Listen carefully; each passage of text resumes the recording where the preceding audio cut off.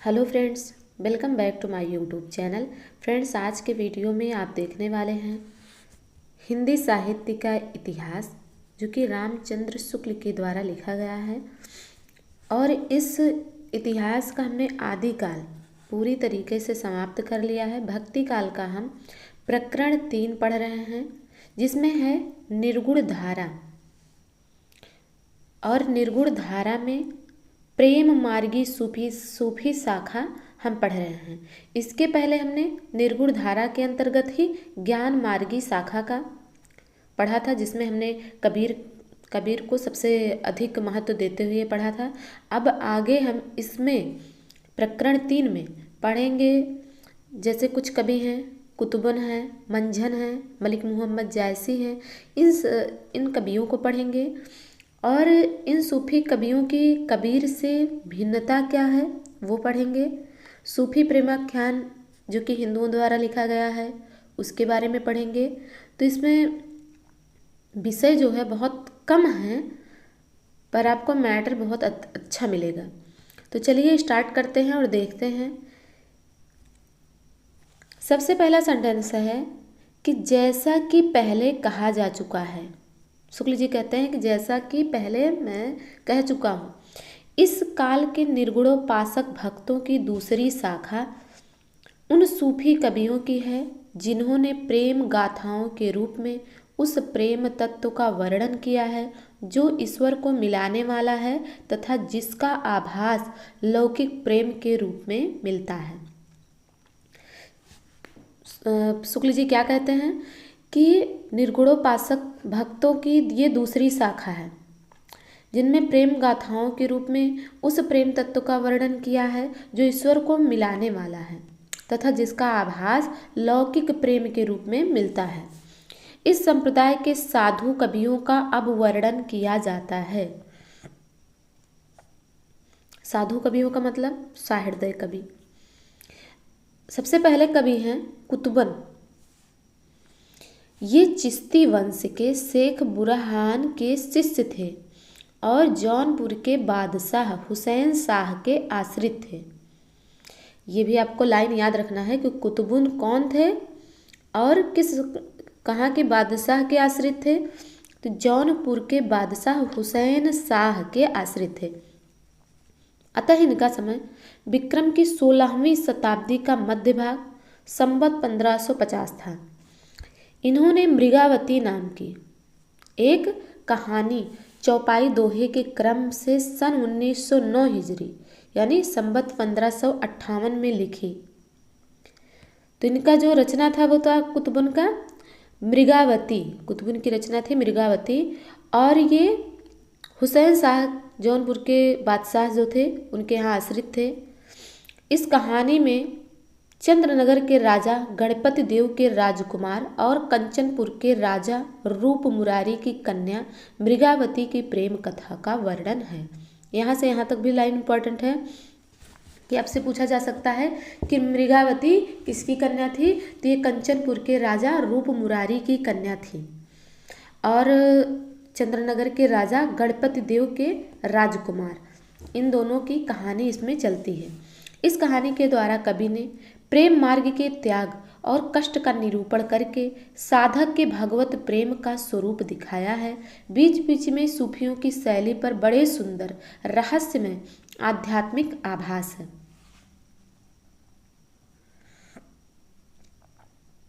अब इस कहानी को जो कुतुबुन ने लिखा है मृगावती कहानी, उस कहानी का सारांश हम देखते हैं कि सारांश क्या है।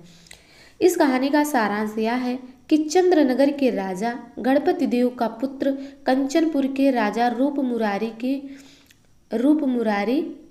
पुत्री मृगावती नाम की राजकुमारी पर मोहित हुआ। यह राजकुमारी उड़ने की विद्या जानती थी। देखिए, आपको इन कहानियों में कैसी कैसी कल्पनात्मक चीज़ें मिलेंगी। राजकुमारी उड़ने की विद्या जानती थी। अनेक कष्ट झेलने के उपरांत राजकुमार उसके पास तक पहुंचा, पर एक दिन मृगावती राजकुमार को धोखा देकर कहीं उड़ गई। राजकुमार उसकी खोज में योगी होकर निकल पड़ा। समुद्र से घिरी एक पहाड़ी पर पहुंचकर उसने रुक्मणी नाम की एक सुंदरी को राक्षस से बचाया। उस सुंदरी के पिता ने राजकुमार के साथ उसका विवाह कर दिया। अंत में राजकुमार उस नगर में पहुंचा जहां अपने पिता की मृत्यु पर राज सिंहासन पर बैठकर मृगावती राज्य कर रही थी।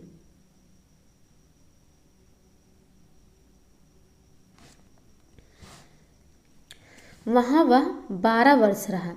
पता लगने पर राजकुमार के पिता ने घर बुलाने के लिए दूत भेजा। राजकुमार पिता का संदेशा पाकर मृगावती के साथ चल पड़ा और उसने मार्ग में रुक्मणी को भी ले लिया। राजकुमार बहुत दिनों तक आनंद पूर्वक रहा, पर अंत में आखेट के समय हाथी से गिरकर मर गया। उसकी दोनों रानियां प्रिय के मिलने की उत्कंठा में बड़े आनंद के साथ सती हो गईं। अब इस पर एक जो दोहा है वो आप देखिए कि रुक्मणी पुण्य वैसे ही मरी गईं, कुलवंती सतसो सती भईं। बाहर वह भीतर वह होई, घर बाहर को रह न जोई। विधिकर चरित न जाने आनु, जो सिरजा सो जाहि नियानु। इस प्रकार से ये दोहा था। आप इसे अच्छे से ध्यान रखिए कि ये दोहा किसके द्वारा रचा गया है और किस रचना में है। तो ये किसमें है? कुतुबुन के मृगावती में। आपको नाम से ही पता चल रहा है कि क्या कहा जा रहा है कि रुक्मणी पुनि वैसे मर गई, कुलवंती सो सत सो सती भई। बाहर वह भीतर वह होई, घर बाहर को रह न जोई। विधि का चरित न जाने आनु, जो सिरजा सो जाहि नियानु। तो इस प्रकार से कुतुबुन के मृगावती का एक संक्षेप में वर्णन कंप्लीट हो गया। अब आते हैं कवि मंझन। इनके संबंध में कुछ भी ज्ञात नहीं है, केवल इनकी रची हुई मधुमालती की एक खंडित प्रति मिली है, जिससे इनकी कोमल कल्पना और स्निग्ध हृदयता का पता लगता है। मृगावती के समान मधुमालती में भी 5 चौपाइयों अर्धालियों के उपरांत एक दोहे को क्रम में रखा गया है, पर मृगावती की अपेक्षा इसकी कल्पना भी विशद और वर्णन भी अधिक विस्तृत और हृदयग्राही है। आध्यात्मिक प्रेम भाव की व्यंजना के लिए प्रकृति के भी अधिक दृश्यों का समावेश मंझन ने किया है। कहानी भी कुछ अधिक जटिल और लंबी है, जो अत्यंत संक्षेप में नीचे दी जा रही। अब मंझन के मधुमालती के विषय में हम देखेंगे, उनका सारांश उस कहानी का देखेंगे। कनेसर नगर के राजा सूरजभान के पुत्र मनोहर नामक एक सोए हुए राजकुमार को अप्सराएं रातों रात महारस नगर की राजकुमारी मधुमालती की चित्र सारी में रख आईं। देखिए यहाँ क्या कहा जा रहा है कि कनेसर नगर के राजा जो सूरभान हैं, उनका एक पुत्र है जिसका नाम मनोहर है। वो सो रहा था, तो जो अप्सराएं हैं, जो परियां हैं, जो रात में निकलती हैं, वो उन्होंने क्या किया कि महारस नगर की राजकुमारी जो मधुमालती थी, वो चित्र बनाने में कुशल थी। उसकी चित्रकारी वाले कमरे में ले जाकर रातों रात उसको लिटा दिया। वहाँ जागने पर दोनों का साक्षात्कार हुआ और दोनों एक दूसरे पर मोहित हो गए। पूछने पर मनोहर ने अपना परिचय दिया और कहा, मेरा अनुराग तुम्हारे ऊपर कई जन्मों का है। इससे जिस दिन मैं इस संसार में आया उसी दिन से तुम्हारा प्रेम मेरे हृदय में उत्पन्न हुआ। बातचीत करते करते दोनों एक साथ सो गए और अप्सराएं राजकुमार को उठाकर फिर उसके घर पर रख आईं। दोनों जब अपने अपने स्थान पर जगे तब प्रेम में बहुत व्याकुल हुए। राजकुमार वियोग से विकल होकर घर से निकल पड़ा और उसने समुद्र मार्ग से यात्रा की। अब ये भी हो सकता है कि ऐसा सच में हुआ हो कि जो अप्सराएं थी वो राजकुमार को ले जाकर मधुमालती की चित्रसारी में रख दी हों, या ये भी हो सकता है कि राजकुमार मनोहर को रात में सोते सोते ही कोई स्वप्न आया हो, जिसकी खोज में वो जगने के बाद निकल पड़ा हो। तो इस प्रकार से इस कहानी का सारांश देखते हैं कि मार्ग में तूफान आया जिसमें इष्ट मित्र इधर उधर बह गए। राजकुमार एक पटरे पर बहता हुआ एक जंगल में जा लगा, जहाँ एक स्थान पर एक सुंदर स्त्री पलंग पर लेटी दिखाई पड़ी।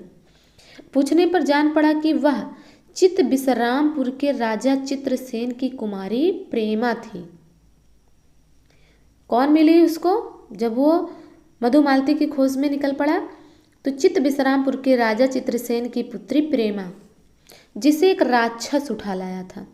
मनोहर कुमार ने उस राक्षस को मारकर प्रेमा का उद्धार किया। प्रेमा ने मधुमालती का पता बताकर कहा कि मेरी वह सखी है, मैं उसे तुझसे मिला दूंगी। मनोहर को लिए हुए प्रेमा अपने पिता के नगर में आई। मनोहर के उपकार को सुनकर प्रेमा का पिता उसका विवाह मनोहर के साथ करना चाहता है, पर प्रेमा यह कहकर अस्वीकार करती है कि मनोहर मेरा भाई है, मैंने उसे उसकी प्रेम पात्री मधुमालती से मिलाने का वचन दिया है। दूसरे दिन मधुमालती अपनी माता रूपमंजरी, मधुमालती की माता का नाम क्या है? रूपमंजरी, के साथ रूपमंजरी के साथ प्रेमा के घर आई। प्रेमा ने उसके साथ मनोहर कुमार का मिलाप करा दिया। सवेरे रूपमंजरी ने चित्रसारी में जाकर मधुमालती को मनोहर के साथ पाया। जगने पर मनोहर ने तो अपने को दूसरे स्थान में पाया और रूपमंजरी अपनी कन्या को भला बुरा कहकर मनोहर का प्रेम छोड़ने को कहने लगी। जब उसने ना माना तब माता ने शाप दिया कि तू पक्षी हो जा। जो रूपमंजरी हैं मधुमालती की माता जी, जब उन्होंने वो प्रेमा के घर गई तो उनसे मनोहर से भी मेल मिलाप करा दिया गया। और जब सवेरे वो उठी तो उन्होंने पुनः उसी चित्रसारी में मधुमालती के साथ मनोहर को देख लिया। मनोहर तो चला गया, पर उन्होंने अपनी पुत्री को जगने के बाद क्या कहा कि मैं तुझे शाप देती हूँ, तू पक्षी हो जा। जब वह पक्षी होकर उड़ गई तब माता बहुत पछताने और विलाप करने लगी, पर मधुमालती का कहीं पता न लगा। मधुमालती उड़ती उड़ती बहुत दूर निकल गई। कुंवर ताराचंद नाम के एक राजकुमार ने उस पक्षी की सुंदरता देख उसे पकड़ना चाहा। किसने पकड़ना चाहा? ताराचंद। मधुमालती को ताराचंद का रूप मनोहर से कुछ मिलता जुलता दिखाई दिया। इससे वह कुछ रुक गई और पकड़ ले गई। जो ताराचंद का रूप है वो किस प्रकार था? मनोहर के जैसा था। ताराचंद ने उसे एक सोने के पिंजरे में रखा। एक दिन पक्षी मधुमालती ने प्रेम की सारी कहानी ताराचंद से कह सुनाई, जिसे सुनकर उसने प्रतिज्ञा की कि मैं तुझे तुम्हारे प्रियतम मनोहर से अवश्य मिलाऊंगा। अंत में वह पिंजरे को लेकर महारस नगर में पहुंचा। मधुमालती की माता अपनी पुत्री को पाकर बहुत प्रसन्न हुई और उसने मंत्र पढ़कर उसके ऊपर जल छिड़का। वह फिर से पक्षी से मनुष्य हो गई। मधुमालती के माता पिता ने ताराचंद के साथ मधुमालती का ब्याह कराने का विचार प्रकट किया, पर ताराचंद्र ने कहा मधुमालती मेरी बहन है और मैंने उससे प्रतिज्ञा की है कि मैं जैसा होगा उसे मनोहर से मिलाऊंगा। मधुमालती की माता सारा हाल लिखकर प्रेमा के पास भेजती हैं। मधुमालती भी उसे अपने चित्त की दशा लिखती है। वह दोनों पत्रों को लिए हुए दुख कर रही थी कि इतने में उसकी एक सखी आकर संवाद देती है कि राजकुमार मनोहर योगी के वेश में आ पहुंचा है। मधुमालती का पिता अपनी रानी सहित दल बल के साथ राजा चित्रसेन यानी प्रेमा के पिता के नगर में जाता है और वहां मधुमालती और मनोहर का विवाह हो जाता है। मनोहर, मधुमालती और ताराचंद तीनों बहुत दिनों तक प्रेमा के यहाँ अतिथि रहे। एक दिन आखेट से लौटने पर ताराचंद प्रेमा और मधुमालती को एक साथ झूला झूलते देख प्रेमा पर मोहित होकर मूर्छित हो जाता है। मधुमालती और उसकी सखियां उपचार में लग जाती हैं। इसके आगे की प्रति खंडित है, पर कथा झुकाव से अनुमान होता है कि प्रेमा और ताराचंद का भी विवाह हो गया होगा। तो इस प्रकार से आप मंझन की मधुमालती में देखते हैं कि कैसे मधुमालती की माँ जो है रूपमंजरी, वो सांप से अपनी बेटी को पक्षी बना देती है और पुनः तंत्रों मंत्रों से उसे वापस मनुष्य बना देती है, जो कि आज के समय में ये सब घटनाएं नहीं हो सकती हैं। पहले भी ये सब घटनाएं नहीं होती रही होंगी, पर ये कवि की कल्पना है या वास्तविकता ये हम नहीं कह सकते। आगे पढ़ते हैं कि कवि ने नायक और नायिका के अतिरिक्त उपनायक और उपनायिका की भी योजना करके कथा को तो विस्तृत किया ही है, साथ ही प्रेमा और ताराचंद के चरित्र द्वारा सच्ची सहानुभूति, अपूर्व संयम और निस्वार्थ भाव का चित्र दिखाया है। जन्म जन्मांतर यौनंतर के बीच प्रेम की अखंडता दिखाकर मंझन ने प्रेम तत्व की व्यापकता और नित्यता का आभास दिखाया है।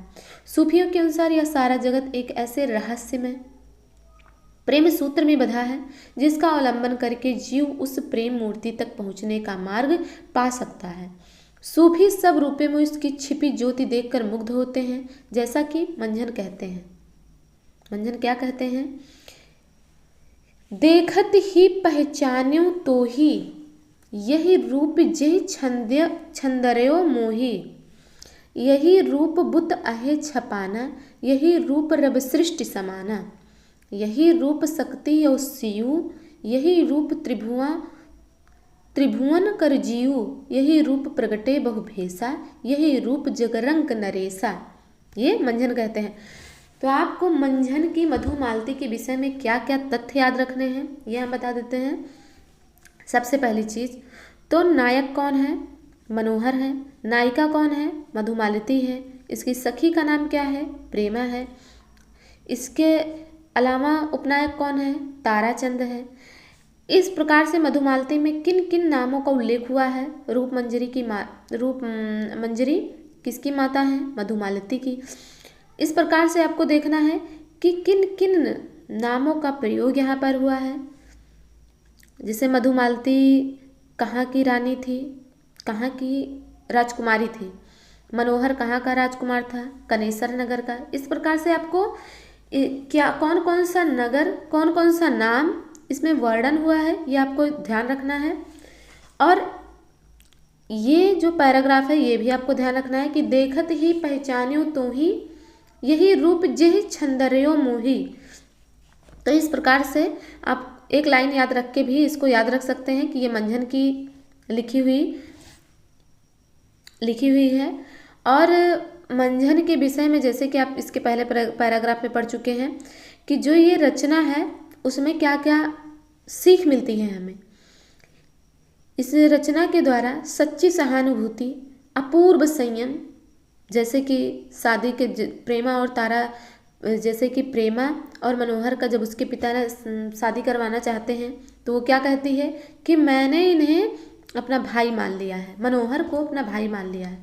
तो इस प्रकार से वो चाहती है कि मनोहर और मधुमालती की शादी हो, तो सच्ची सहानुभूति दिखाती है, अपूर्व संयम और निस्वार्थ भाव इस कहानी में दिखता है। ये भी आपको ध्यान रखना है।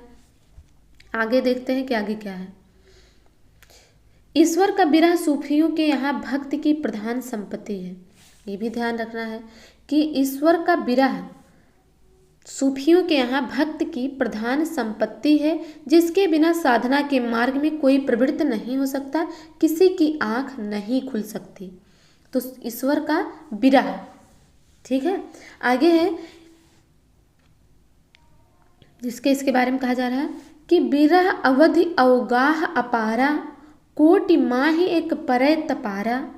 विरह की जगत अबिरथा जाही, विरह रूप यह सृष्टि सबाही। नैन विरह अंजन जिन सारा, विरह रूप दर्पण संसारा। आगे है कोटि माहि बिरला जग कोई, जाहि शरीर विरह दुख होई। रतन की सागर सागर ही, गज मोती गज कोई। चंदन की बन बन उपजे, विरह की तन तन होई। जिसके हृदय में वह विरह होता है उसके लिए यह संसार स्वच्छ दर्पण हो जाता है। जिसके हृदय में किस विरह की बात हो रही? ईश्वर की विरह की। और इसमें परमात्मा के आभास अनेक रूपों में पड़ते हैं। तब वह देखता है कि सृष्टि के सारे रूप, सारे व्यापार उसी का विरह प्रकट कर रहे हैं। ये भाव प्रेम मार्गी संप्रदाय के सब कवियों में पाए जाते हैं। मंझन की रचना का यद्यपि ठीक ठीक संवत नहीं ज्ञात हो सका है, पर यह निसंदेह है कि रचना विक्रम संवत 1550 और 1595 पद्मावत का रचना काल जो कि है उसके बीच में, और बहुत कुछ संभव है कि मृगावती के कुछ पीछे यानी कि बाद में हुई है। इस शैली के सबसे प्रसिद्ध और लोकप्रिय ग्रंथ पद्मावत में जायसी ने अपने पूर्व के बने हुए इस प्रकार के काव्यों का संक्षेप में उल्लेख किया है। तो ये सब रचनाएं कब की हैं? पद्मावती से थोड़ा पहले की, मंझन की भी और कुतुबुन की भी। मंझन की मधुमालती भी और कुतुबुन की मृगावती भी। अब देखिए क्या है पद्मावत में। विक्रम धसा प्रेम के बारा, सपनावती कहो गयू पतारा। मधु माछ मुग्धावती लागी, गगनपुर होइगा बैरागी।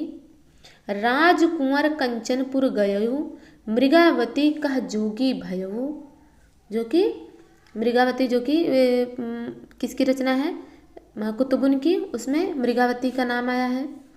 साधो कुंवर खंडावत जोगू, मधुमालती कर कीन्हि बियोगू। प्रेमावती कह सुरबर साधा, उषा लागी अनिरुद्ध बर बाधा।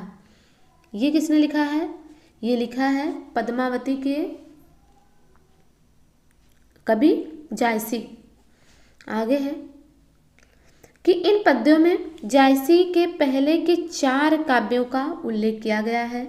मुग्धावती पहली लाइन में ही आपने देखा, फिर मृगावती, मधुमालती और प्रेमावती।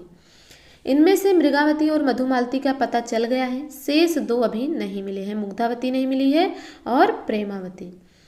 जिस क्रम से ये नाम आए हैं, यदि रचना काल के क्रम के अनुसार माना जाए तो मधुमालती की रचना कुतुबुन की मृगावती के पीछे ठहरती है। जायसी का जो उद्धरण दिया गया है उसमें मधुमालती के साथ मनोहर का नाम नहीं है, बल्कि किसका नाम है? अभी आपने पढ़ा, खंडावत का नाम है। पद्मावती की हस्तलिखित प्रतियां प्रायः फारसी अक्षरों में ही मिलती हैं। पद्मावत किस में मिल रही है? फारसी अक्षरों में। मैंने ऐसी 4 प्रतियां देखी हैं जिन सब में नायक का ऐसा नाम है जिससे खंडावत, कुंदावत, कंडावत, गंधावत इत्यादि पढ़ सकते हैं। केवल एक हस्तलिखित प्रति हिंदू विश्वविद्यालय के पुस्तकालय में ऐसी है जिसमें साफ मनोहर पाठ है। कहाँ की प्रति में? हिंदू विश्वविद्यालय के पुस्तकालय में जो प्रतिलिपि मिली है उसमें मनोहर लिखा गया है। उस्मान की चित्रावली में मधुमालती का जो उल्लेख है उसमें भी कुंवर का नाम मनोहर ही है। और जायसी के पद्मावत में क्या दिया गया है? खंडावत। ये भी आपको याद रखना है कि मनोहर का नाम क्या दिया गया है? खंडावत। आगे है उस्मान की जो चित्रावली में है कि मधुमालती होई रूप दिखावा, प्रेम मनोहर होई तह आवा। यही नाम मधुमालती की उपलब्ध प्रतियों में भी पाया जाता है। उस्मान की चित्रावली में भी मधुमालती का जो उल्लेख हुआ है उसमें भी कुंवर का नाम मनोहर है, लेकिन जो जायसी ने प्रयोग किया है उसमें खंडावत नाम दिया गया है। ये भी आपको याद रखना है। पद्मावत के पहले मधुमालती की बहुत अधिक प्रसिद्धि थी। पद्मावत के पहले मधुमालती की बहुत अधिक प्रसिद्धि थी। जैन कवि बनारसी दास ने अपने आत्मचरित में संवत 1660 के आसपास की अपनी इश्कबाजी वाली जीवनचर्या का उल्लेख करते हुए लिखा है कि उस समय में हाट बाजार में जाना छोड़ घर में पड़े पड़े मृगावती और मधुमालती नाम की पोथियां पढ़ा करता था। ऐसा किसने लिखा है? बनारसी दास, कवि बनारसी दास ने अपने आत्मचरित में लिखा है। देखिए इन्होंने क्या लिखा है? तब घर में बैठे रहे नाहिन हाट बाजार, मधुमालती मृगावती पोथी दोय उचार। यानी दोनों पोथियां हमने समाप्त कर दी पढ़ के।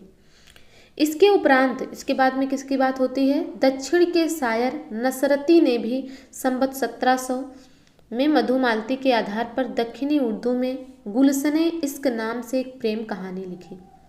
संवत 1700 के आसपास में दक्षिण के शायर नसरती ने मधुमालती के आधार पर क्या लिखा? गुलशने इश्क। तो आपको ये भी ध्यान में रखना है कि मधुमालती के आधार पर, जैसे कि जायसी की रचना है पद्मावत, उसमें भी इसका आधार थोड़ा लिया गया है, और नसरती ने गुलशने इश्क लिखा है।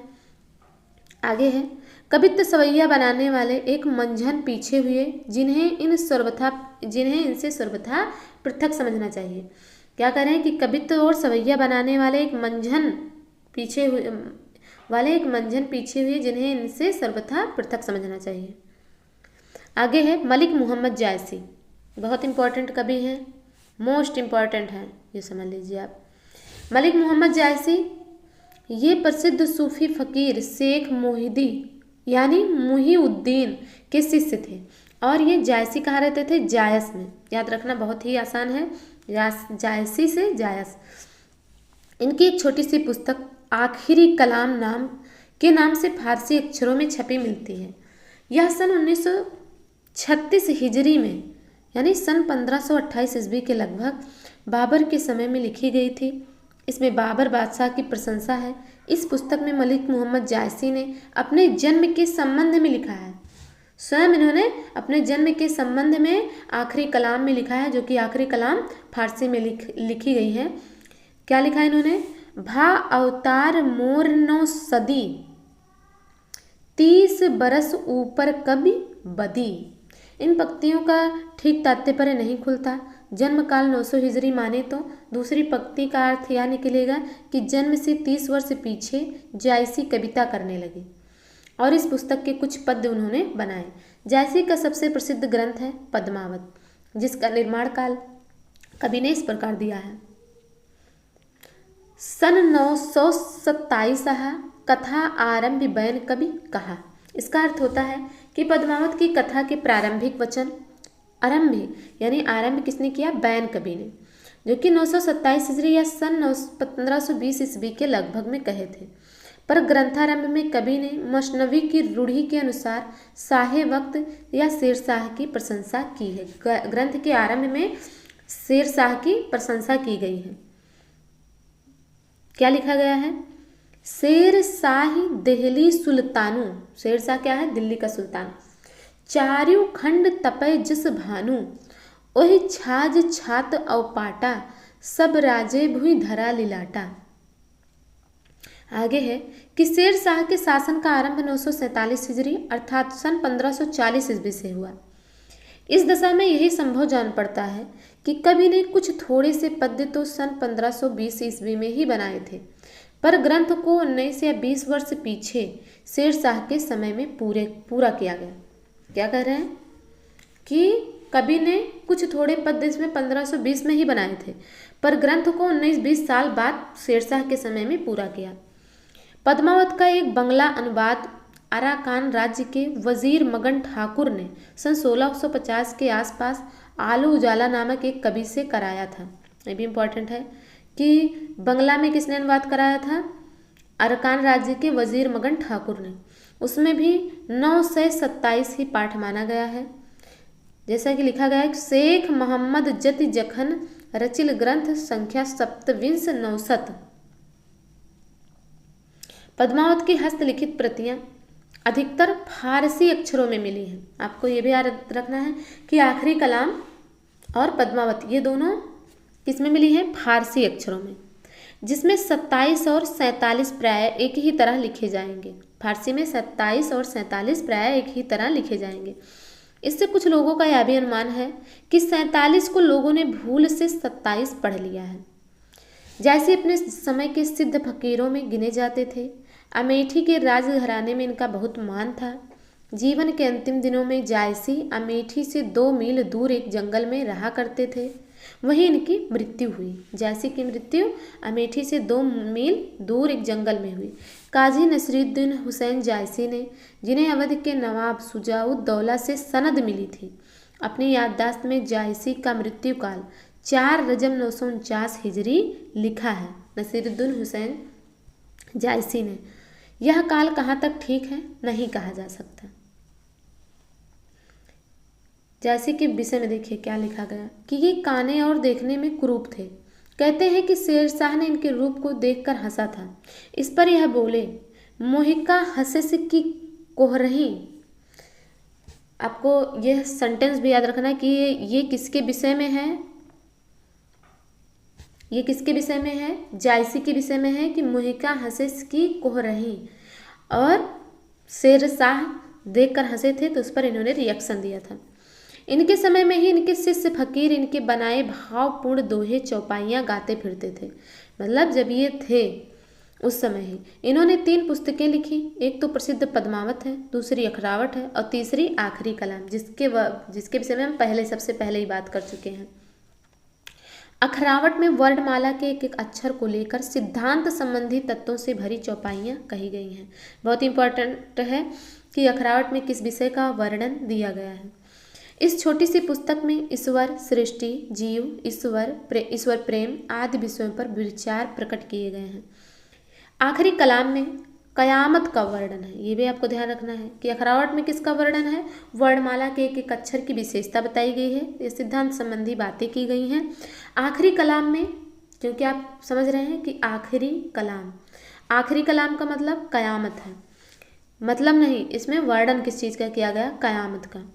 जैसे कि अक्षय कीर्ति, बहुत ही अच्छा वर्ड है। अक्षय कीर्ति का आधार क्या है, पद्मावत, जिसके पढ़ने से आप प्रकट हो जाता है कि जैसे का हृदय कैसा कोमल और प्रेम की पीर से भरा हुआ था।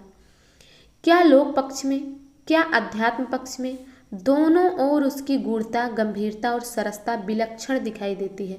बहुत इंपॉर्टेंट है, यहाँ से यहाँ तक का लाइन आपको ध्यान में रखना है कि पद्मावत, जिसके पढ़ने से आप प्रकट हो जाता है कि जैसी का हृदय कैसा कोमल और प्रेम की पीर से भरा हुआ था। क्या लोक पक्ष में, क्या अध्यात्म पक्ष में, दोनों ओर उसकी गूढ़ता, गंभीरता और सरसता विलक्षण दिखाई देती है।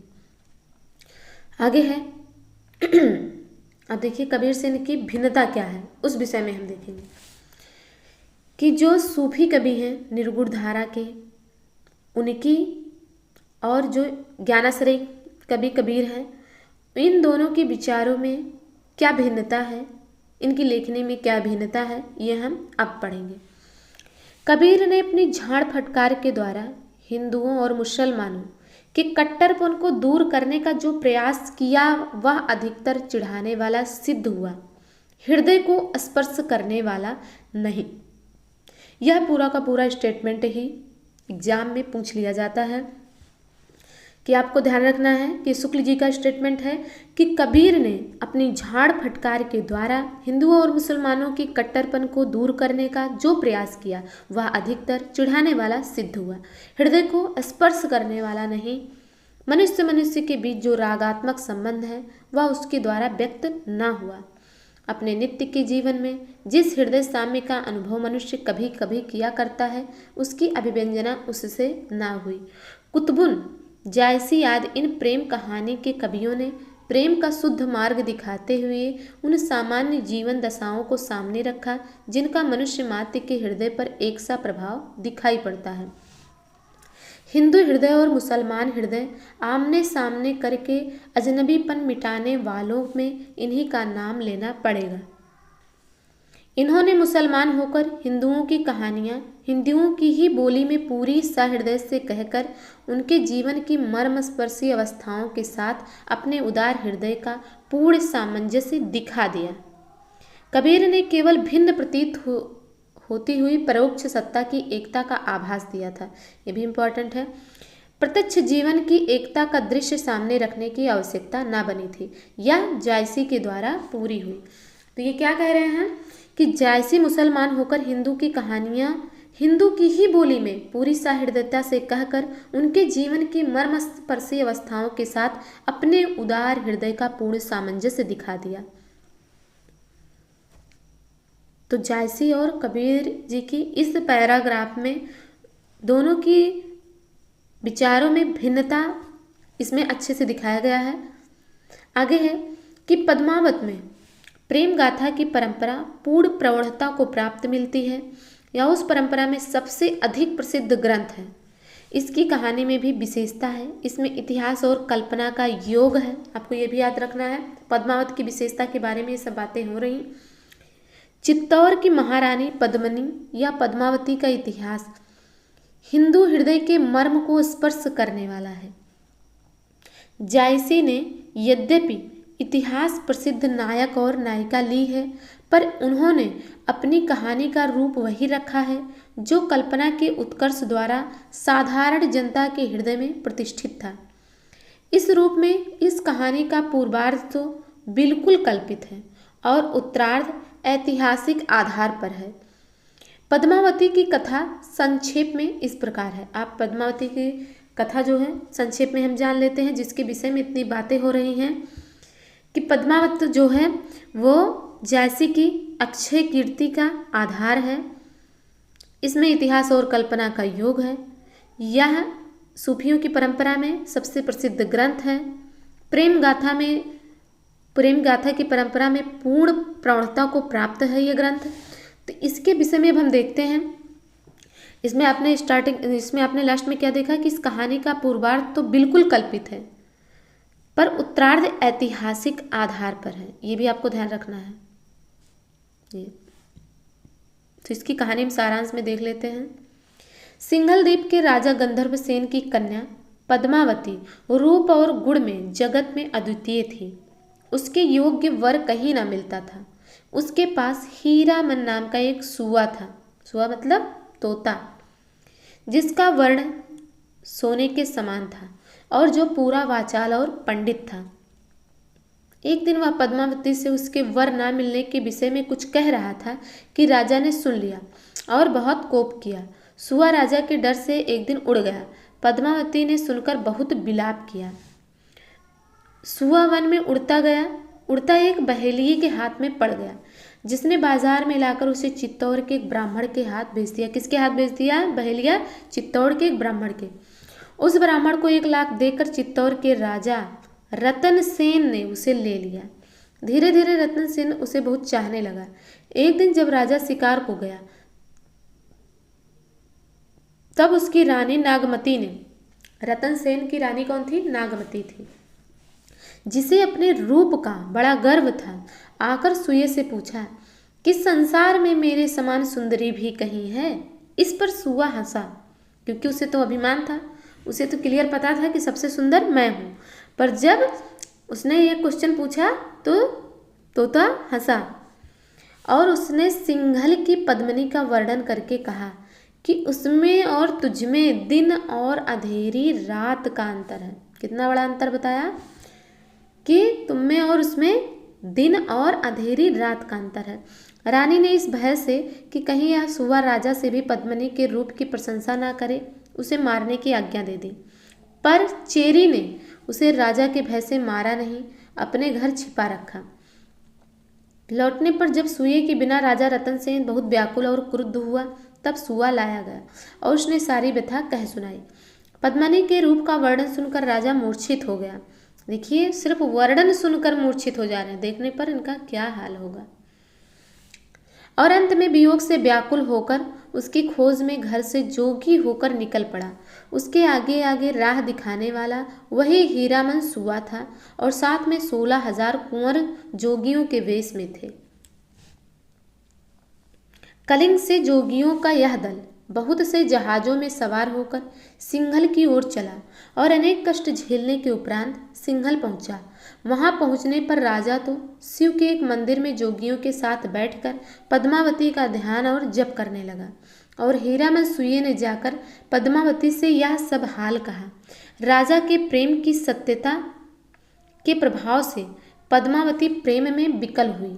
श्री पंचमी के दिन पद्मावती शिव पूजन के लिए उस मंदिर में गई, पर राजा उसके रूप को देखते ही मूर्छित हो गया। 2 बार मूर्छित हो गए। एक बार जब उन्होंने पद्मावती के रूप का वर्णन सुना और दूसरी बार जब उन्होंने श्री पंचमी के दिन शिव पूजन के लिए जब वो मंदिर गई थी, तब जब उसके रूप को देखा तब भी मूर्छित हो गया। उसका दर्शन अच्छी तरह ना कर सका। जागने पर राजा बहुत अधीर हुआ। इस पर पद्मावती ने कहला भेजा कि समय पर तो तुम चूक गए, अब तो इस दुर्गम सिंघलगढ़ पर चढ़ो, तभी मुझे देख सकते हो। शिव से सिद्धि प्राप्त कर राजा रात को जोगियों सहित गढ़ में घुसने लगा, पर सवेरा हो गया और पकड़ा गया। राजा गंधर्व सेन की आज्ञा से रतन सेन को सूली देने ले जा रहे थे। कितने में 16,000 जोगियों ने गढ़ को घेर लिया। महादेव, हनुमान आदि सारे देवता जोगियों की सहायता के लिए आ गए। गंधर्व सेन की सारी सेना हार गई। अंत में जोगियों के बीच शिव को पहचान कर गंधर्व सेन उनके पैरों में गिर पड़ा और बोला कि पद्मावती आपकी है, जिसको चाहे दीजिए। क्योंकि उस जो जोगियों ने गंधर्व सेन के किले पर आक्रमण किया, उसमें कह रहे हैं कि साक्षात शिव जी आ गए थे जोगी का वेश धारण करके, और गंधर्व सेन उन्हें पहचान लिया। तो वो उनके पैरों पर गिर पड़ा और उसने कहा कि जो हमारी बेटी है वो तो आपकी बेटी है, पद्मावती आपकी ही है, आप जिसे चाहे उसे दे दीजिए। इस प्रकार रतन सेन के साथ पद्मावती का विवाह हो गया और दोनों चित्तौड़गढ़ आ गए। आगे है कि रतन सेन की सभा में राघव चेतन, अब कौन है? रतन सेन की सभा की बात हो गई। अब वो अपने घर वापस आ गया, चित्तौड़गढ़ वापस आ गया। रतन सेन की सभा में राघव चेतन नामक एक पंडित था, जिसे यक्षिणी सिद्ध थी। यक्षिणी कुछ होती होंगी, जादू टोने वाली हो सकता है। और पंडितों को नीचा दिखाने के लिए उसने एक दिन प्रतिपदा को द्वितीया कहकर यक्षिणी के बल से चंद्रमा दिखा दिया।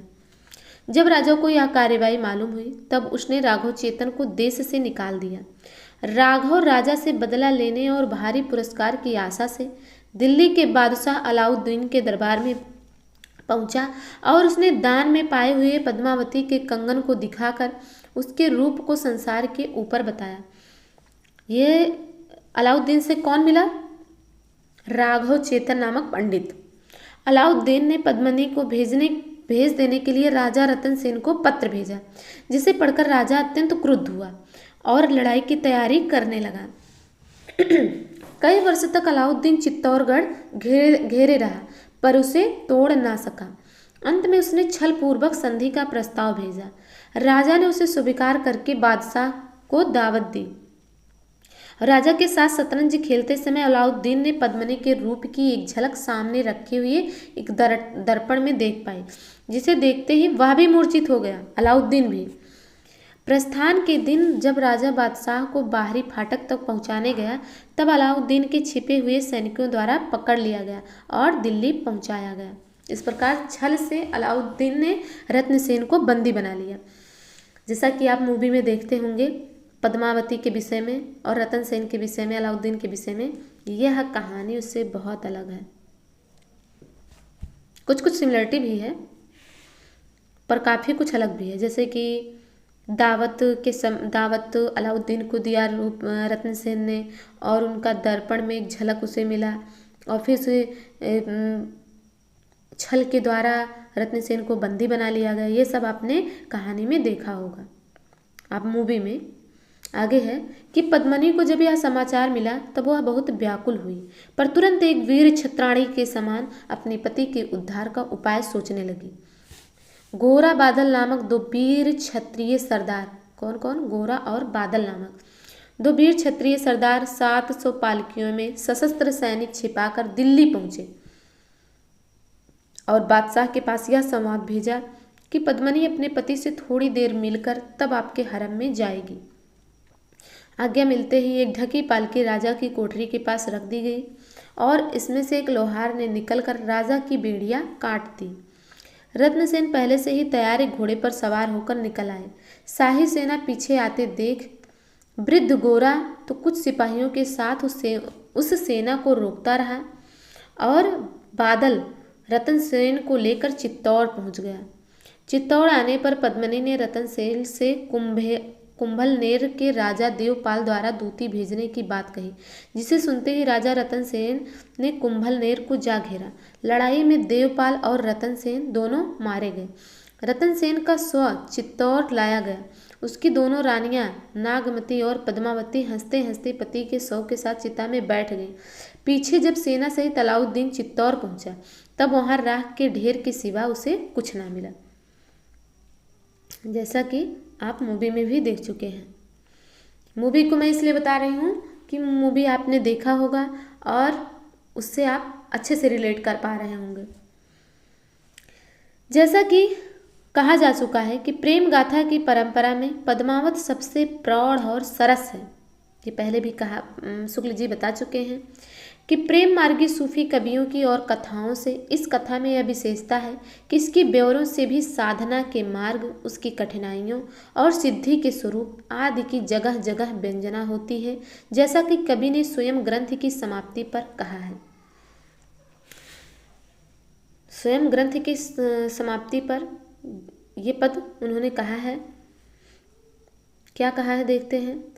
तन चितौर मन राजा कीन्हा, हिय सिंघल बुद्धि पद्मिनी चीन्हा। गुरु सुआ जे पंथ देखावा, बिन गुरु जगत को निर्गुण पावा। नागमती यह दुनिया धंधा, बाचा सोई न यही चित बंधा। राघव दूत सोई शैतानु, माया अलाउद्दीन सुल्तानु। तो इसमें देखिए सबका लगभग क्या दिखाया गया है कि निर्गुण में एक एक प्रतीक दिखाया गया है। जैसे अलाउद्दीन को माया से कर दिया गया है, माया से इनका प्रतीक माया रख दिया गया है। और जो राघव चेतन था, जो अलाउद्दीन के पास संदेशा लेकर जाता था गया था, उसके पास उसको शैतान का प्रतीक दिया गया। नागमती किसे दुनिया धंधा बताया गया। इस प्रकार से प्रश्न भी एग्जाम में पूछे जा रहे हैं, चाहे आप यूजीसी नेट के पाठ्यक्रम में देखेंगे, टीजीटी पीजीटी जो भी हिंदी साहित्य से रिलेटेड परीक्षाएं हो रही हैं उसमें इससे भी रिलेटेड क्वेश्चन पूछा जा रहा है। तो आगे हम देखते हैं कि यद्यपि पद्मावत की रचना संस्कृत प्रबंध काव्यों की सर्ग पद्धति पर नहीं है। क्या कह रहे हैं? पद्मावत की रचना संस्कृत प्रबंध काव्यों की सर्ग पद्धति पर नहीं है, बल्कि किसमें है? फारसी की मसनवी शैली पर है, और ये फारसी में लिखी भी गई है। पर श्रृंगार वीर आदि के वर्णन चली आती हुई भारतीय काव्य परंपरा के अनुसार ही है। जो इसमें श्रृंगार का वर्णन, वीर रस का वर्णन हुआ है, वो भारतीय काव्य परंपरा के अनुसार हुआ है। इसका पूर्वार्ध तो एकांत प्रेम मार्ग का ही आभास देता है, पर उत्तरार्ध में लोक पक्ष का भी विधान है। पद्मिनी के रूप का जो वर्णन जायसी ने किया है वह पाठक को सौंदर्य की लोकोत्तर भावना में मग्न करने वाला है। अनेक प्रकार के अलंकारों की योजना उसमें पाई जाती है। कुछ पद देखिए, आगे क्या है?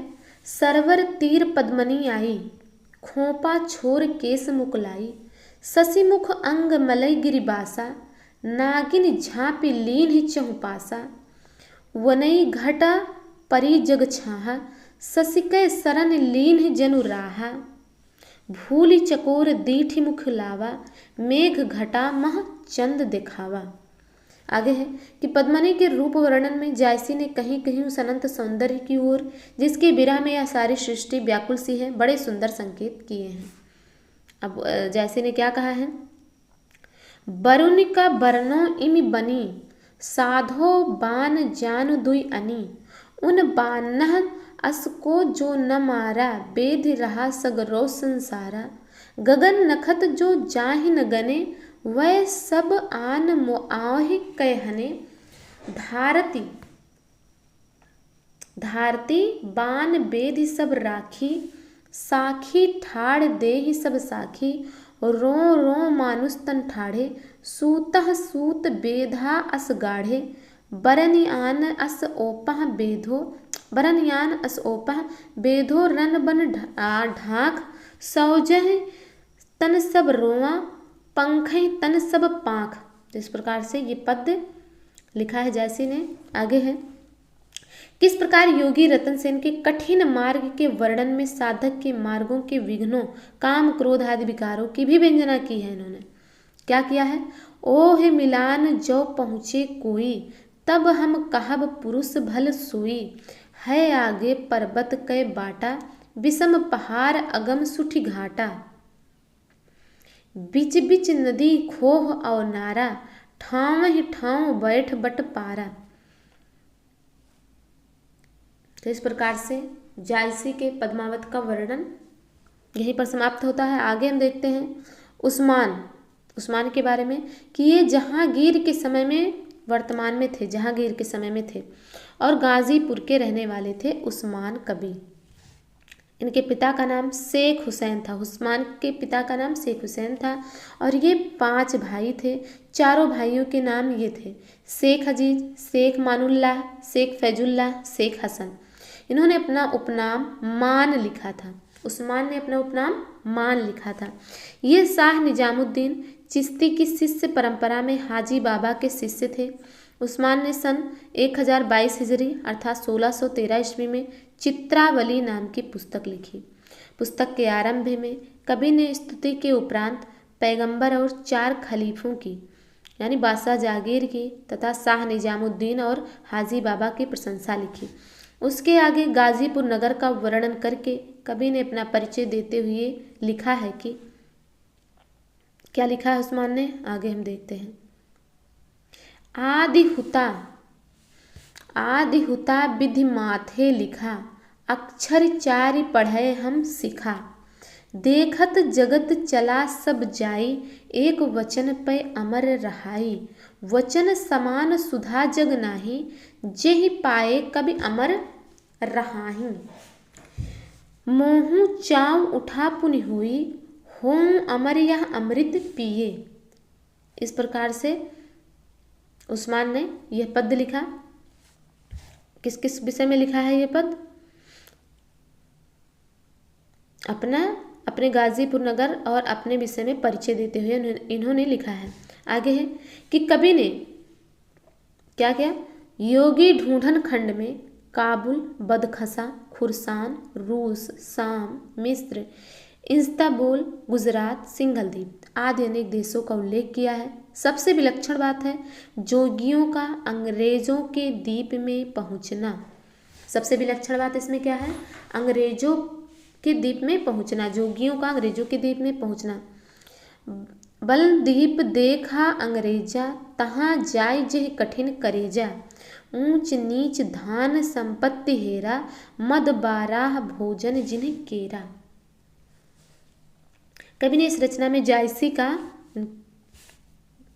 यानी चित्रावली में उस्मान ने जायसी का पूरा अनुकरण किया है। जो जो विषय जायसी ने अपनी पुस्तक में रखे हैं उन विषयों पर उस्मान ने भी कुछ कहा है। कहीं कहीं तो शब्द और वाक्य विन्यास भी वही है, पर विशेषता यह है कि कहानी बिल्कुल कवि की कल्पित है, जैसा कि कवि ने स्वयं कहा है। ये कहानी क्या है? कल्पित है पूरी की पूरी। लेकिन जो जायसी है उसका पूर्वार्ध तो कल्पित है, पर जो उत्तरार्ध है वो इतिहास से काफ़ी मिलता जुलता है। तो इन्होंने क्या कहा है अपनी कहानी पर? कथा एक मैं हिये उपाई, कहत मीठ और सुनत सुहाई। कथा का सारांश क्या है? चित्रावली में कथा क्या है ये हम देखेंगे। नेपाल के राजा धरणीधर पंवार ने पुत्र के लिए कठिन व्रत पालन करके शिव पार्वती के प्रसाद से सुजान नामक एक पुत्र प्राप्त किया। सुजान कुमार एक दिन शिकार में मार्ग भूल देव प्रेत की मढ़ी में जा सोया। देव ने आकर उसकी रक्षा स्वीकार की। एक दिन वह अपने एक साथी के साथ रूपनगर की राजकुमारी चित्रावली की वर्षगांठ का उत्सव देखने के लिए गया और अपने साथ सुजान कुमार को भी ले गया। और कोई उपयुक्त स्थान न देखकर देव ने राजकुमार को राजकुमारी की चित्रसारी में ले जाकर रख दिया। जैसा कि आपने मधुमालती में भी देखा कि मंझन ने मधुमालती की चित्रसारी में मनोहर को रखने की बात की है। आप इसमें भी आप देख रहे हैं वही चीज़। और आप उत्सव देखने लगे। कुमार राजकुमारी का चित्र टंगा देख उस पर आसक्त हो गया और अपना भी एक चित्र बनाकर उसी के बगल में टांग कर सो रहा। देव लोग उसे उठाकर फिर उसी मढ़ी में रखाए। जागने पर कुमार को चित्रावली घटना स्वप्न सी मालूम हुई, पर हाथ में रंग लगा देख उसके मन में घटना के सत्य होने का निश्चय हुआ, क्योंकि उसने जो उस्मान नामक राजकुमार है, जब वो उसको चित्रावली की चित्रसारी में रखा गया तो उसका चित्र देखकर वो उस पर मोहित हो गया और अपना भी चित्र बनाकर वहाँ पर छोड़ा है। लेकिन चित्र बनाते समय उसके हाथ में जो रंग लग गया था, जब वह सोकर उठा तो पहले तो उसे लगा कि ये सब स्वप्न है, लेकिन जब उसने अपने हाथ में रंग देखा तो उसे आभास हुआ कि नहीं, ये स्वप्न नहीं है, ये सच है। और जब उसे सत्य होने का पता चला तो वो चित्रावली के प्रेम में विकल हो गया।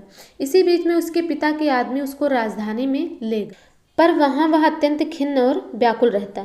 अंत में अपने सहपाठी सुबुद्धि नामक एक ब्राह्मण के साथ वह फिर उसी मढ़ी में गया और वहाँ बड़ा भारी अन्न सत्र खोल दिया। आगे है कि राजकुमारी चित्रावली भी उसका चित्र देख प्रेम में विह्वल हुई और उसने अपने नपुंसक भृत्यों की जोगियों के वेश में राजकुमारों का पता लगाने के लिए भेजा। इधर एक कुटीचर ने कुमारी की माँ हीरा से चुंगली की और कुमार का वह चित्र धो डाला। कुमारी ने जब यह सुना तब उसने उस कुटीचर का सिर मुड़ाकर उसे निकाल दिया। कुमारी के भेजे हुए जोगियों में से एक सुजान कुमार के उस अन्न श्राद्ध तक पहुंचा और राजकुमार को अपने साथ रूपनगर ले आया। वहाँ एक शिव मंदिर में उसका कुमारी के साथ साक्षात्कार हुआ, यानी कुमारी से मिला। पर ठीक इसी अवसर पर कुटीचर ने राजकुमार को अंधा कर दिया और एक गुफा में डाल दिया, जहां उसे एक अजगर निगल गया। कुटीचर का सर मुड़वा दिया था राजकुमारी ने, तो कुटीचर ने क्या किया, वो राजकुमार को ही अंधा कर दिया। पर उसके विरह की ज्वाला से घबराकर उसने उसे चट उगल दिया। वहीं पर एक वन मानुष ने उसे एक अंजन दिया, यानी काजल दिया, जिससे उसकी दृष्टि फिर ज्यों की त्यों हो गई। वह जंगल में घूम रहा था कि उसे एक हाथी ने पकड़ा, पर उस हाथी को एक पक्षी राज उड़ा ले गया। अब बताइए कहानी में क्या क्या चीज़ें कल्पित की गई हैं कि एक हाथी ने राजकुमार को पकड़ा, पर उस हाथी को एक पक्षी उड़ा ले गया। ये कैसा संभव है? पर कल्पित कहानियों में सब कुछ संभव रहता। और उसने घबराकर कुमार को समुद्र तट पर गिरा दिया। वहाँ से घूमता फिरता कुमार सागरगढ़ नामक नगर में पहुँचा और राजकुमारी कौलावती की फुलवारी में विश्राम करने लगा। राजकुमारी जब सखियों के साथ वहाँ आई तब उसे देख मोहित हो गई और उसने उसे अपने यहाँ भोजन के लिए बुलवाया। भोजन में अपना हार रखवा कर कुमारी ने चोरी के अपराध में उसे कैद कर लिया। इस बीच सोहिल नामक कोई राजा कमलावती के रूप की प्रशंसा सुन उसे प्राप्त करने के लिए चढ़ाया। सुजान कुमार ने उसे मार भगाया। किसे मार भगाया? सोहिल नाम का कोई राजा। अंत में सुजान कुमार ने कमलावती से चित्रावली के ना मिलने तक समागम ना करने की प्रतिज्ञा करके विवाह कर लिया। कमलावती को लेकर कुमार गिरनार की यात्रा के लिए गया। इधर चित्रावली के भेजे एक जोगी दूत ने गिरनार में उसे पहचाना और चट चित्रावली को जाकर संवाद दिया। चित्रावली का पत्र लेकर वह दूत फिर लौटा और सागरगढ़ में धुई लगाकर बैठा। कुमार सुजान उस जोगी की सिद्धि सुन उसके पास आया और उसे जानकर उसके साथ रूपनगर गया। इसी बीच वहाँ पर सागरगढ़ के एक कथक ने चित्रावली के पिता की सभा में जाकर सोहिल राजा के युद्ध के गीत सुनाए, जिन्हें सुन राजा को चित्रावली के विवाह की चिंता हुई। राजा ने 4 चित्रकारों को भिन्न भिन्न देशों के राजकुमारों के चित्र लाने को भेजा। इधर चित्रावली का भेजा हुआ वह जोगी दूत सुजान कुमार को एक जगह बैठाकर उसके आने का समाचार कुमारी को देने आ रहा था।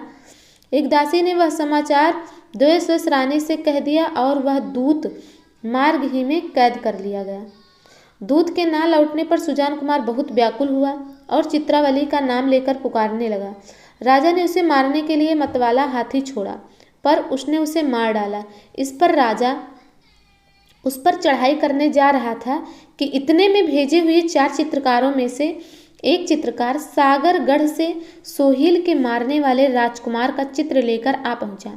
राजा ने जब देखा कि चित्रावली का प्रेमी वही सुजान कुमार है, तब उसने अपनी कन्या चित्रावली के साथ उसका विवाह कर दिया। जब उसने देखा कि ये तो काफ़ी ताकतवर है, जब इसने सोहिल कुमार को मार दिया, तब वो चित्रावली के साथ उसका विवाह कर दिया।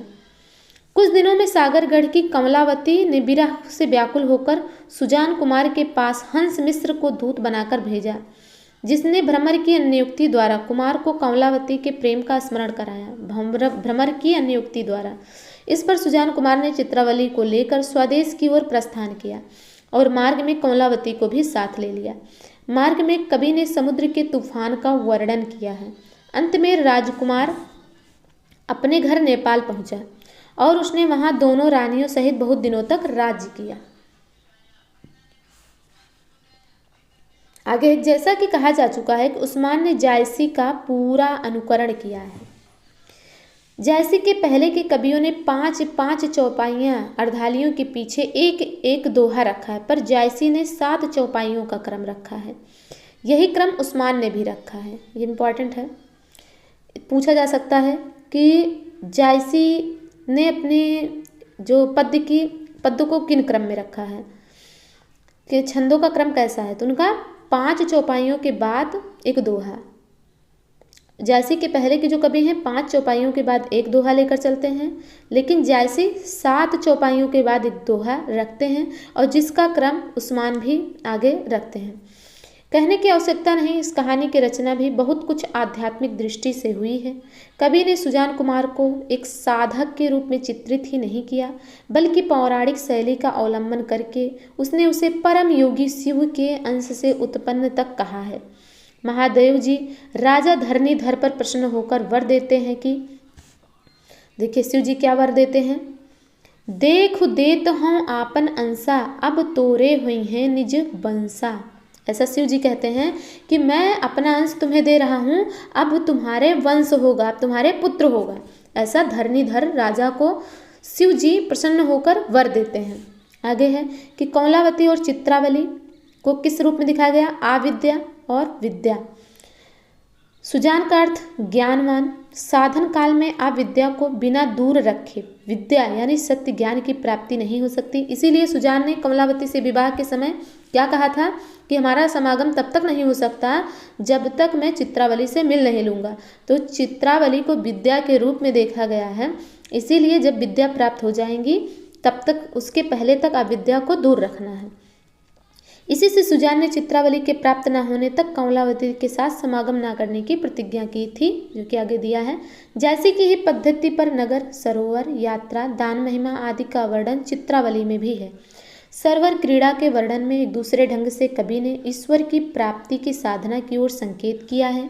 चित्रावली सरोवर के गहरे जल में यह कहकर छिप जाती है कि मुझे जो ढूंढ ले उसकी जीत समझी जाएगी, जो कि अपनी सखियों से नहाते समय कहती है। सखियां ढूंढती हैं और नहीं पाती हैं। इस पर उस्मान क्या लिख रहे हैं, सरवर ढूंढी सबय पची रही, चित्रनि खोजी न पावा कहीं। निकसी तीर भई बैरागी, धारे ध्यान सुख बिनवे लागी। गुपुत तो ही पावहि का जानी, परगट मह जो रहे छपानी। चतुरानन पढ़ी चारो बेदू, रहा खोज पै पाव न भेदू। हम अंधी जहि आप न सूझा, भेद तुम्हार कहाँ लो बूझा। कौन सुठाऊं जहाँ तुम नाही, हम चख ज्योति न देखें काहीं। पावे खोज तुम्हार सो, जेह दिखरावहु पंथ। कहाँ होई जोगी भये, और बहु पढ़े ग्रंथ। अब आगे है बिरह का वर्णन, कि विरह के वर्णन के अंतर्गत खष्ट ऋतु का वर्णन सरस और मनोहर है। तो कैसा वर्णन इन्होंने किया है, ऋतु बसंत नौतन बन फूला, जह जह भौर कुसुम रंग भूला। बहुत ही देखिए कितनी अच्छी लाइन है कि ऋतु बसंत नौतन बन फूला, जह जह भौर कुसुम रंग भूला।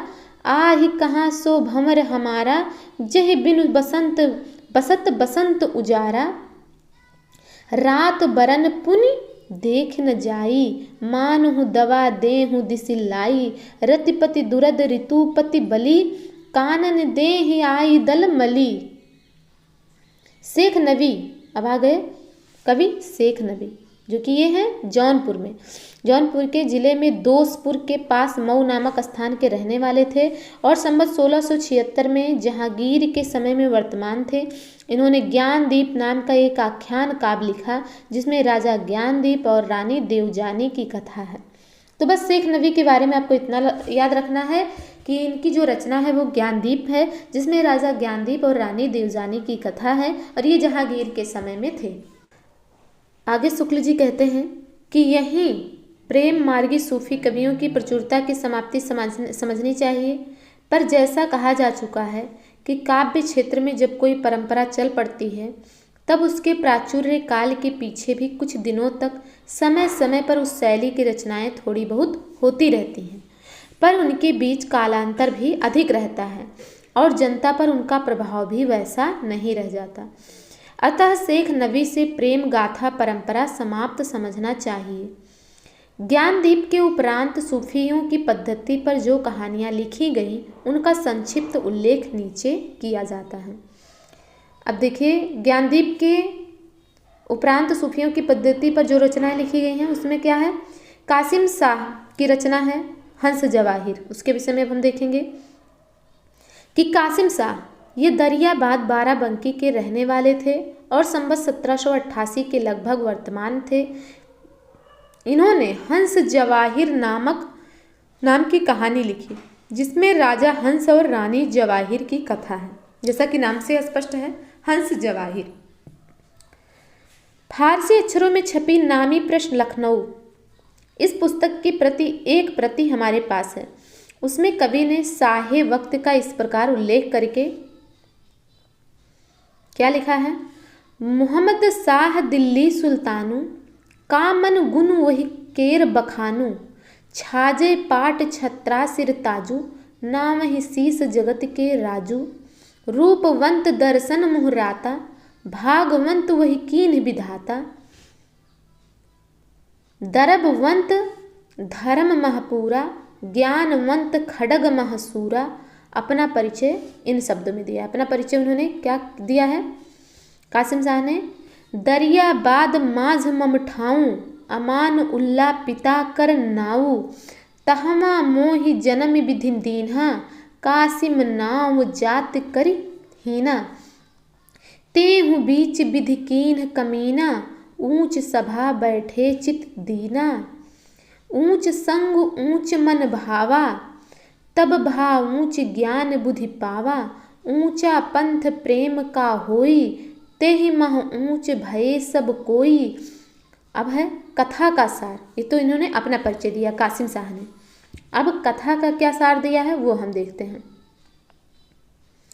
कथा जो एक गुप्त मह रहा, सो परगट उघारी में कहा, हंस जवाहिर विधि अवतारा, निर्मल रूप सो दई सवारा, बलख नगर बुरहानु सुल्तानु, तेहि घर हंस भये जस भानु, आलम शाह चीनपति भारी, तेहि घर जन्मी जवाहिर बारी।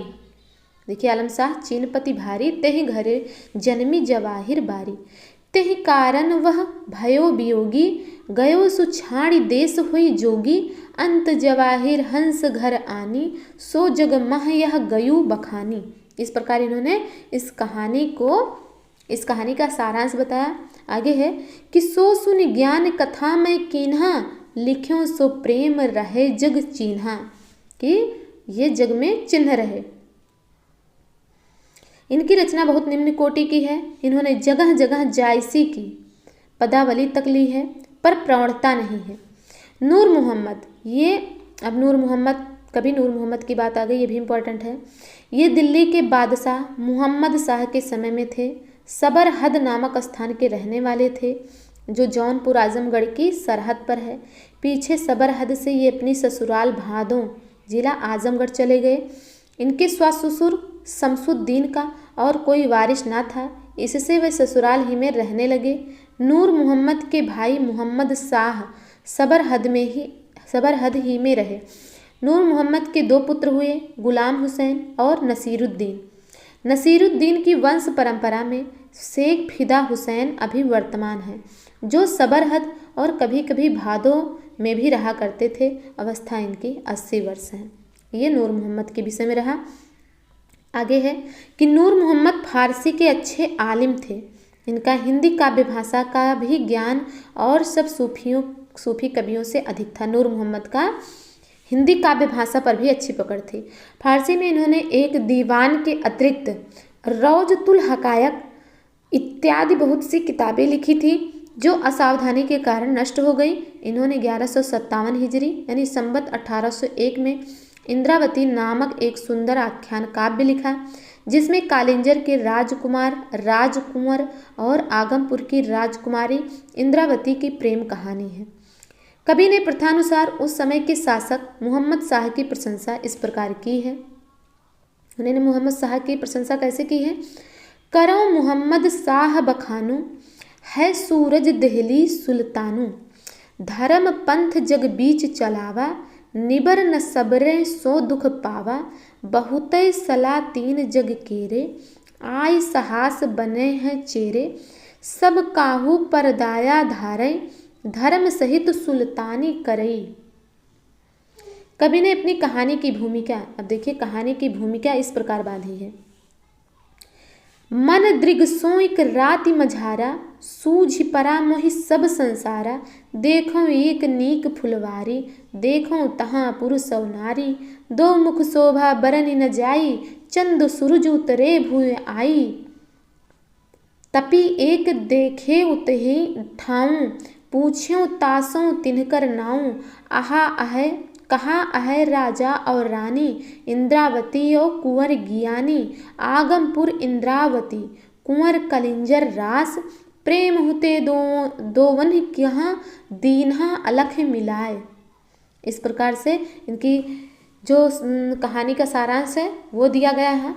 आगे है कि कवि ने जायसी के पहले के कवियों के अनुसार 5-5 चौपाइयों के उपरांत दोहे का क्रम रखा। इसी ग्रंथ को सूफी पद्धति का अंतिम ग्रंथ मानना चाहिए। क्या शुक्ल जी क्या कह रहे हैं कि इस ग्रंथ को सूफी पद्धति का अंतिम ग्रंथ मानना चाहिए। इनका एक और ग्रंथ फारसी अक्षरों में लिखा मिला है जिसका नाम है अनुराग बांसुरी। यह पुस्तक कई दृष्टियों से विलक्षण है। पहली बात तो इसकी भाषा है जो सूफी रचनाओं से बहुत अधिक संस्कृत गर्भित है, अनुराग बांसुरी की। दूसरी बात है हिंदी भाषा के प्रति मुसलमानों का भाव। इंद्रावती की रचना करने पर शायद नूर मोहम्मद को समय समय पर उपालंब सुनने को मिलता था कि तुम मुसलमान होकर हिंदी भाषा में रचना करने क्यों गए। इसी से अनुराग बांसुरी के आरंभ में उन्हें यह सफाई देने की जरूरत पड़ी।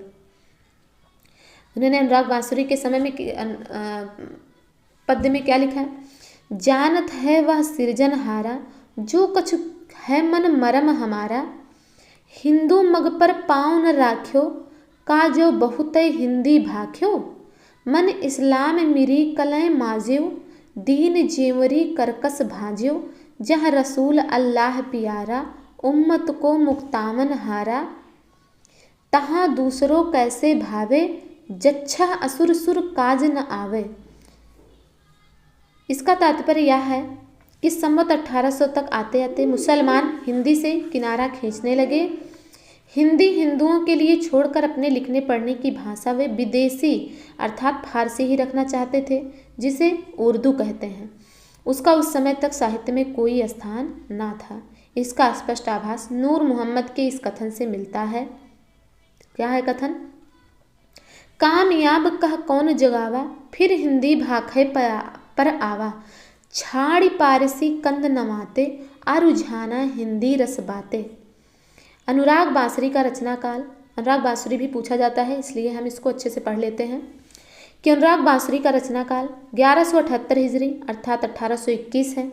कवि ने इसकी रचना अधिक पांडित्यपूर्ण रखने का प्रयत्न किया है और विषय भी इसका तत्व ज्ञान संबंधी। आपको याद रखना है कि अनुराग बांसुरी तत्व ज्ञान संबंधी विषय इसमें वर्णित है।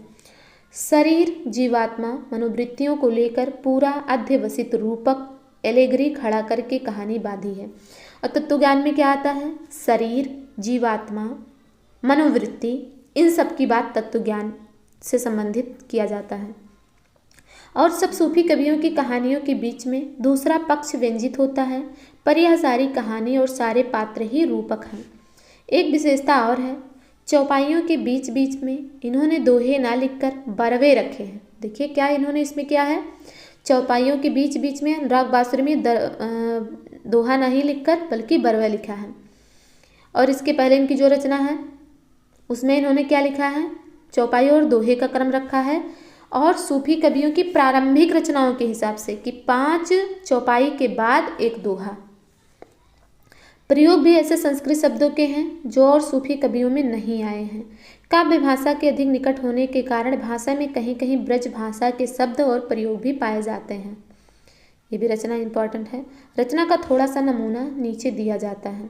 क्या है रचना इनकी, नगर एक मूर्तिपुरी नाऊ, राजा जीव रहे तेहि ठाऊं, का बरनो वह नगर सुहावन सब मन भावन, यह शरीर सुहावन मूर्तिपुर, यह जीव राजा जीव जाहुन दूर, तनुज एक राजा के रहा, अंतःकरण नाम सब कहा, सौम्यशील सुकुमार सयाना, सो सावित्री स्वांत समाना, सरल सरनि जो सो पग धारे, नगर लोग सूधो पग परे, वक्र पंथ जो राखे पाऊँ, वह अथल सब होई बटाऊँ, रहे संघाती ताके पत्तान ठाव, एक संकल्प विकल्प सो दूसर नाव। बुध चित्त दुई सखा सरेखे, जगत बीच गुण अवगुण देखे, अंतःकरण पास नित आवे, दर्शन देखि महासुख पावे, अहंकार तेहि तीसर सखा निरंतरा, रहे उच्चार के अंतर नय सुख अंतरा, अंतःकरण सदन एक रानी, महामोहिनी नाम सयानी, बरन न पारौ सुंदरताई, सकल सुंदरी देख लजाई, सर्वमंगला देख असीसा, चाहे लोचन मध्य बैसे, कुंतल झारत फांदे डारे, लख चितवन सो चपला मारे, अपने मंजू रूप वह दारा, रूप गर्विता जगत मझारा, प्रीतम प्रेम पाई वह नारी, प्रेम गर्विता भई प्यारी, सदा न रूप रहत है अंत न साई, प्रेम रूप के नासहि ते घट जाई। तो इस प्रकार से नूर मोहम्मद के अनुराग बांसुरी के कथाएं रही।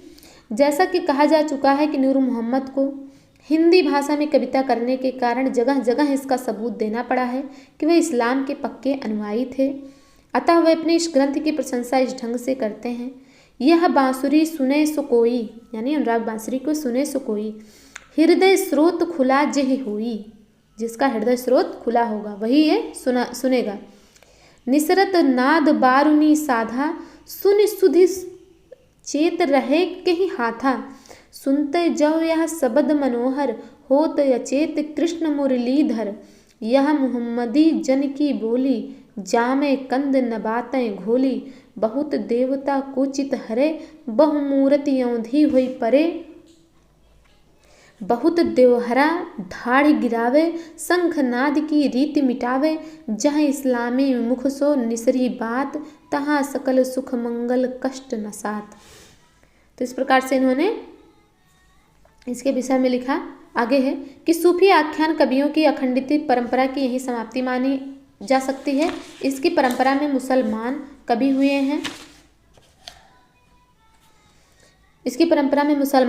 हैं, केवल एक हिंदू मिला है। सूफी मत के अनुयायी सूरदास नामक एक पंजाबी हिंदू ने शाहजहां के समय में नल दमयंती कथा नाम की एक कहानी लिखी थी, पर इसकी रचना अत्यंत निकृष्ट है। साहित्य की कोई अखंड परंपरा समाप्त होने पर भी कुछ दिन तक उस परंपरा की कुछ रचनाएं इधर उधर होती रहती हैं। इस ढंग की पिछली रचनाओं में चतुर्मुकुट की कथा और यूसुफ जुलेखा उल्लेख योग्य है।